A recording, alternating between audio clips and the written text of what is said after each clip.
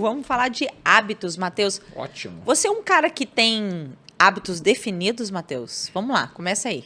Primeiramente, o que é um hábito? Isso aí, O que você fala acha pra que é um nós. hábito? Sim. Você sabe o que é um hábito, Eu não? sei que é um hábito. Então fala aí. Fala do teu jeito. Falar do jeitinho. Claro que eu vou falar do meu jeitinho, jeitinho, mineirês. fala. Hábito é algo que você faz, na verdade, é uma atitude sua a respeito de algo específico que você faz todos os dias ou continuamente, Sim. né? Eu não sei, na verdade, falar em letras mais bonitas o que seria o hábito, mas você tem uma colocação melhor sobre o que é o hábito? O hábito é algo rotineiro, é isso? É rotineiro, né? É que você faz de forma, a gente fala habitual, porque é uma coisa rotineira. Por exemplo, automático quase, né? É, automático. É algo que você adquiriu, seja um hábito bom ou ruim. O que acontece é que as pessoas que alcançam grandes coisas, elas são frutos do empilhamento de bons hábitos. Sei. Você, ao longo da vida, adquire bons hábitos, o hábito de ler, o hábito de estudar, fazer exercício físico, de se empenhar. Logo, você alcança coisas maiores, né? Por consequência de um empilhamento de bons hábitos. Pessoas que normalmente ficam naquele ciclo vicioso, não conseguem romper, elas têm muitos hábitos ruins na vida. Sim. E o hábito ele demora, em média, 60. de 60 a 90 dias para se tornar um hábito, ou seja, para se tornar algo que você faz já de forma rotineira, sem sofrer para fazer. Tem muitas coisas bacanas, né? Tem 2 livros que são clássicos sobre hábito, que é O Poder do Hábito. E o Hábitos Atômicos. Os Hábitos Atômicos, do James Clear, que inclusive se fosse escolher ler um ou outro, eu iria para o James Clear, Hábitos Atômicos. Que inclusive é bem menorzinho, né? Para quem não gosta muito de ler, O Poder do Hábito é dessa grossura e o Hábitos Atômicos é menos da metade. Mas eu acho que inclusive o livro do James Clear, ele é mais claro. Não é só porque o nome dele é Clear.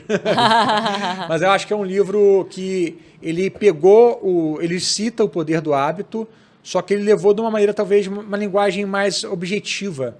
Ele é mais passo a passo ali. Sim, eu tenho experimentado nos últimos 2 anos, tem 2 anos de pandemia, então, caraca, já tem isso tudo que eu criei, esse hábito que é a questão do exercício físico. Então, acho que vamos começar por aqui. Eu, na verdade, a vida inteira me exercitei.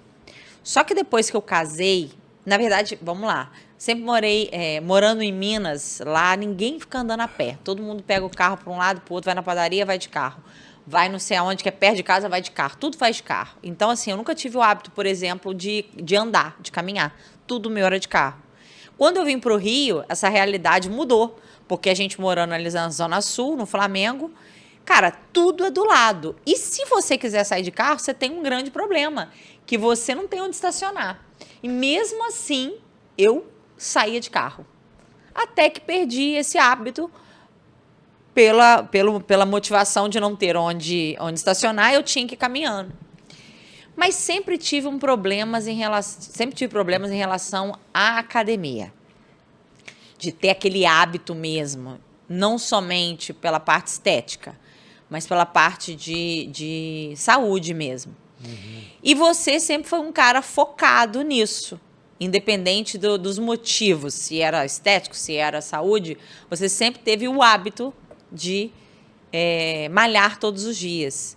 Fala um pouquinho sobre esse hábito. Por que você acha que você criou esse hábito? Então, vamos lá. Tem muitas coisas envolvidas nisso. Tem uma questão que é biológica e tem uma questão também de mindset, tá? Ok. Eu fui criado num lar disciplinado. A minha mãe, desde criança, botou a gente em atividade física. Sei. E tem, além disso, né, de eu ter tido essa instrução em casa, também tem a questão da música. A música, ela desenvolve um hábito angular. O que é um hábito angular? É uma atividade habitual que, quando você adquire, ela te ajuda a também ter hábito em outras atividades. Então, a música, ela não é importante para uma criança, para um adolescente, apenas pela música. É porque quando você adquire esse hábito de estudar, essa disciplina, você leva isso para outras coisas. Sei. Né? Então, aí se fala, por exemplo, até mesmo artes marciais. Põe seu filho numa arte marcial pela disciplina, não é pela arte marcial. Põe seu filho na música, não é pela música apenas, mas também pela disciplina. Então, tem uma questão, né? A gente fala, por exemplo, dos nossos filhos, nós temos 3 filhos, cada um é diferente do outro. Sim. O Isaac, que é o mais velho, você percebe que ele mais disciplinado. ele é mais disciplinado. Então tem uma questão que é também biológica. Existe também prova de que tem algo inato na pessoa, que ela tem uma propensão maior a se concentrar, ter mais disciplina. Eu citei o Torquato aqui no podcast passado, vou citar de novo. Por quê? Ele falou que foi um péssimo aluno. Repetia um ano, passava no outro. Repetia no outro, passava no outro. Era sempre assim, largou a escola. Ele falou que ele não conseguia se concentrar, mas ele conseguia se concentrar na música, no estudo da música. Também tem isso, né? Você conseguir encontrar em algo que você quer fazer uma paixão, um objetivo. Sim. Muitas pessoas desistem porque é chato. Uma coisa importante no hábito é tornar o hábito algo que você quer tornar habitual fácil. Então, você, por exemplo, exercício físico que eu quero fazer, você tem que colocar essa academia no caminho da sua casa. Não pode ser longe. 40 minutos, meia hora para chegar na academia. Vai desistir. Qual é a atividade mais fácil? É andar no quarteirão. Então, você anda no quarteirão. Tem pezinho em casa. Não importa o que você vai fazer. Tem que ser fácil. E outra coisa é você colocar um horário para que isso aconteça. Você não vai, tipo assim, eu vou estudar guitarra hoje quando der. Na hora que sobrar um horário. Não. Vai acontecer que você não tem um hábito sabotar, ainda. né? Você não tem um hábito ainda. Sim. Então, sua cabeça não está te levando a lembrar dessa ocasião. Então, o que acontece é que você vive o seu dia, quando você olha às 10h30, você fala assim, poxa, estou morto. Eu não vou agora tocar guitarra, não vou praticar um instrumento, você não tinha um Mas horário. se você tivesse colocado, tipo, 8 horas da noite, ia bater que você, 8 horas da noite, tinha que tocar. Você quer ver uma coisa, por exemplo, que acontece comigo?